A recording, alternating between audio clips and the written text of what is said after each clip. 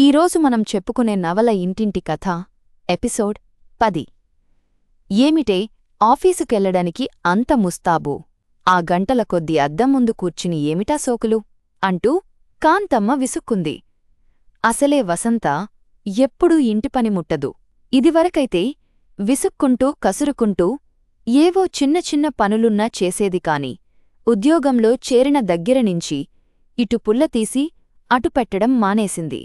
కమల బాలింతురాలు, పాపం మాలతి ఒక్కర్తే కాలేజీకి వెళ్లే లోపల కాస్త సాయం చేసేది. ముస్తాబెందుకో నీకేం తెలుసమ్మా అంటూ వసంత నవ్వుకుంది. వసంత చెప్పలేని జవాబు మాలతి నవ్వుతూ చెప్పింది. నీకేం తెలీదమ్మా, రాజశేఖరం ఆఫీసులో బాస్గా ఉండగా ముస్తాబు లేకుండా ఎలా వెళ్లుతుందమ్మా? రాజశేఖరం ఎవరే? కాంతమ్మ తెల్లబోతూ అంది. అమ్మా, అందుకే నీకేం తెలీదు ఊరుకో అన్నాను. మాలతి మరింత నవ్వింది. ఏమిటో బాబూ, మీ మాటలు, మీ అర్థాలు నాకేం తెలుస్తాయి? ఆవిడ విసుక్కుని లోపలికెళ్ళిపోయింది. అక్క చెల్లెళ్ళిద్దరూ నవ్వుకున్నారు. చిన్నక్క, కథ ఎంతవరకు వచ్చిందే? కళ్ళు కలిపాడా రాజశేఖరం? ఠీవిగా, మృదువుగా చిరునవ్వులు చిందించాడా? కాఫీకి పిలిచాడా? ప్లీజ్ చెప్పవే అని మాలతి అడిగింది. ఒకసారి మీ ఆఫీసుకొస్తానే చూపించవే ఆ ఆజానుబాహుడ్ని, అరవింద దళాయతాక్షుడిని అంటూ మాలతి ఆట పట్టించింది. మాలతి అలా హాస్యమాడడం సరదాగా ఉన్నా పైకి కోపం నటించి, నోరుముయ్యి, వెదవ హాస్యాలు నీవు. రాజశేఖరం ఎవడువాడు? అబ్బా, పాపం తెలియదు. 300 సార్లు చదివుంటావు ఆ పుస్తకం. పిచ్చిమాటలు మానేయ్. ఇతనేం తెలుగువాడు కాడు, మార్వాడి. ప్రేమకి భాషాభేదాలు లేవండి అక్కయ్యగారు, మాలతి హాస్యంగా అంది. వసంత కోపంగా లేచి వెళ్ళిపోయింది. మాలతి పైకి అంటుంది. వసంత అదంతా లోపల అనుకుంటూ ఊహిస్తుంది. అంతే తేడా. మొదటి రోజు తప్ప ఈవారం 10 రోజులుగా రోజూ కొడుకే ఆఫీసుకి వస్తున్నాడు. రతన్ లాల్ మొదటి రోజు ఆఫీసుకి వచ్చి సీటులో కూర్చునేసరికి వసంతకి కాళ్ళు వణికాయి. తండ్రి వచ్చినప్పుడు ఆయన దగ్గర ఫ్రీగా మసలగలిగింది.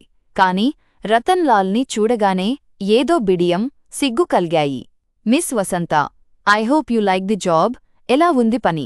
అలావాటు అయ్యిందా అని రాగానే అడిగాడు. వసంత ఆ మాటకి పొంగిపోయింది. Yes sir, I like this atmosphere very much. Everybody is friendly with me. అతి ప్రయత్నం మీద అంది. అతను తన మొహంవంక సూటిగా చూసి మాట్లాడుతుంటే వసంత సిగ్గుపడి తలదించుకుంది. అతి తెల్లని ఆ మొహంలో నల్లటి ఆ సైడ్ బాల్స్, సునిశితంగా చురుకుగా కదిలే ఆ కళ్ళు, ఎంత స్మార్ట్గా ఉన్నాడు. ఆ కళ్ళు తనను ఆఫీసు కాగితాలు చూస్తున్నా, ఫోనులో మాట్లాడుతున్నా, తనని వెంటాడుతూ తన ప్రతి చర్య సునిశితంగా గమనిస్తున్నట్టే అన్పించసాగింది. టైపు చేస్తుంటే ఏకాగ్రత కుదరక ఇబ్బంది పడసాగింది వసంత. షార్ట్ హ్యాండ్ తీసుకుంటుంటే అతను మరీ అంత సూటిగా తనవంక చూస్తూ చెప్తుంటే ఎలా రాసుకోవడం అనిపించేది.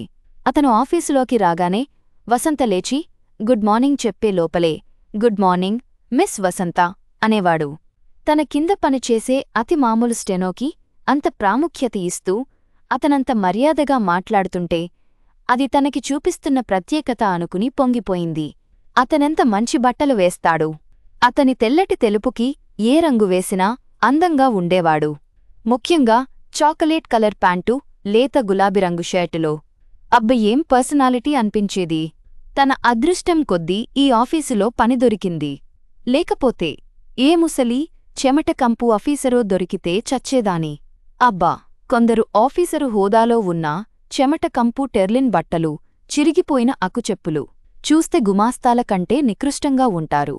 మాలతి అన్నట్టు తనకు మంచి రోజులు వచ్చాయి కనకే ఆ రాజశేఖరంని మించిన బాస్ దొరికాడు. Miss Vasantha, Rao and brothers draft పంపామంటున్నారు అందిందా? ఫోనులో మాట్లాడుతున్న రతన్ లాల్ మౌత్ పీస్ మూసి వసంతని అడిగాడు. పరధ్యానంగా ఉన్న వసంత అతను 2 సార్లు పిలిస్తేగాని పలకలేదు. మిస్ వసంత అంటూ రతన్ లాల్ కాస్త అసహనంగా పిలిచాడు. ఆలోచనల్లోంచి తేరుకున్న వసంత ఉలిక్కిపడి ఎస్సార్ అంది. ఆమె పరధ్యానాన్ని, ఆ ఎర్రపడిన మొహాన్ని వింతగా చూస్తూ మళ్లీ చెప్పాడు. ఇయస్ సర్, ఇవాళ్ల ఉదయం పోస్ట్లో అంది. అతను ఫోను పెట్టేసి ఏమిటి అంత పరధ్యానంగా ఆలోచిస్తున్నారు? Anything wrong? No sir, no, గాభరాగా అంది. అతను అదోలా చూశాడు. అతని పెదాల మీద చిన్న నవ్వు మొదలైంది. ఫాతిమాతో ఈ వారం 10 రోజులుగా మంచి స్నేహం కుదిరింది వసంతకి. ప్రత్యేకంగా ఫాతిమా కోసం ఇంట్లో తల్లి ప్రాణం తీసి రోజుకో రకంగా టిఫిన్లు తెచ్చేది. ఇద్దరూ ఒకరివి ఒకరు పంచుకుని తినేవారు. సాయంత్రం బస్టాప్ వరకు ఇద్దరూ కలిసి వెళ్లేవారు. ఒక ఆదివారం ఫాతిమా వసంతని ఇంటికి రమ్మని పిలిచింది. ఫాతిమాకి తండ్రి లేడు. ఒక తమ్ముడు, చెల్లెలు, తల్లి ఉన్నారు. ఫాతిమా సంపాదన, తండ్రికి వచ్చిన ప్రావిడెంటు ఫండ్, తల్లికొచ్చే ఫ్యామిలీ పెన్షన్లో ఆ సంసారం నడుస్తుంది. చిన్న ఇల్లు అయినా చక్కగా నీటుగా పెట్టుకున్నారు. ఫాతిమా తల్లి చాలా చిన్న ఆవిడ, 40 కూడా నిండి ఉండవు. ఎంతో అందంగా ఉంది. ఆ కుటుంబం, ఆ ఇంటి వాతావరణం ఎంతో నచ్చింది వసంతకి.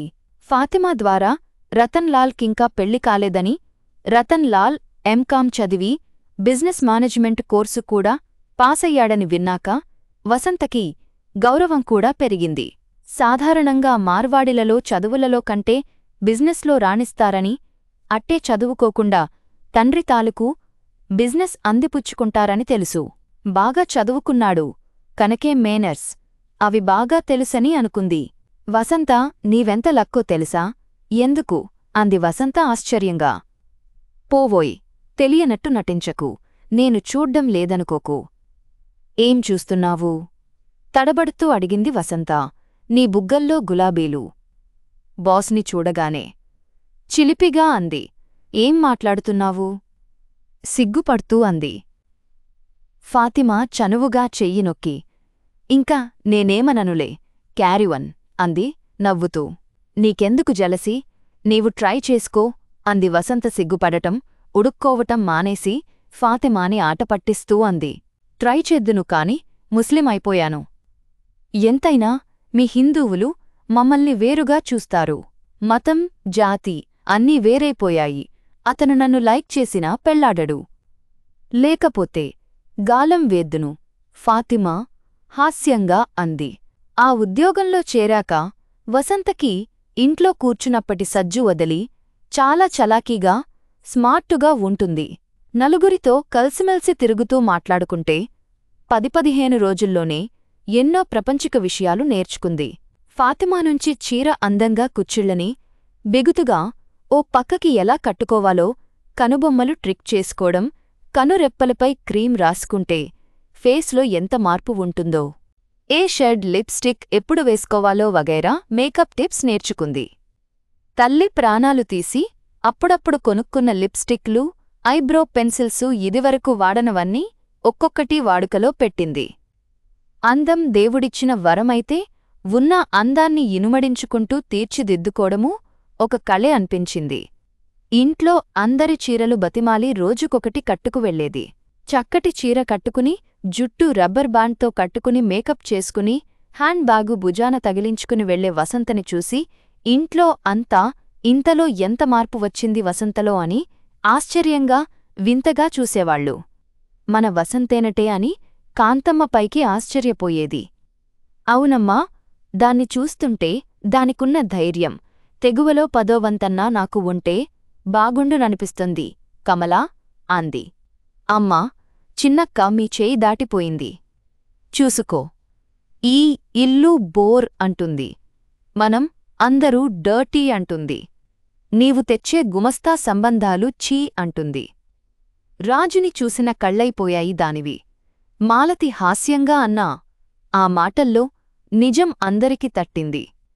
నిజమే, బీఏ వెలగబెట్టి ఉద్యోగం చేస్తున్న పిల్ల మన చెప్పు చేతల్లో ఉండదు. కమల కంటే ఏదో గుమాస్తాకి కట్టబెట్టారు. ఈది అలాంటి సంబంధం ఇదివరకే ఛా అనేది ఇప్పుడు చేసుకుంటుందా? చేసుకోకపోతే అంతకంటే గొప్పవి తెచ్చే తాహతూ తమకుందా? మంచో చెడో దాని భవిష్యత్తు దాని చేతుల్లో పెట్టి ఊరుకోవడం తప్ప తామేం చేయగలరు? పోనీ ఏదో ఆ ఆఫీసులో పనిచేసే ఎవరినన్నా చేసుకున్నా బాగుండును. ఆవిడ ఆలోచనాది. కాంతమ్మ భయం వెంకట్రావుగారికి ఉన్నా ఆయన ఆవిడలా బయటపడలేదు. 600 తెచ్చే కూతురుని ఇప్పట్లో దూరం చేసుకోవటం ఇష్టం లేదు. తాను కాస్త కాలు చెయ్యి కూడదీసుకునే వరకన్నా వసంత పెళ్లి మాట తలపెట్టడం కుదరదు. ఆ తరువాత దాని పెళ్లి దానిష్టం వచ్చినవాడితో చేసుకుంటే మరీ మంచిది అనుకున్నారాయన. ఎవరి ఊహలు ఎలా ఉన్నా జరగవలసింది జరుగుతూనే ఉంటుంది. ఎవరి ప్రమేయం లేకుండా అవి అందరికి తెలిసినా ఆలోచించడం మానవ నైజం.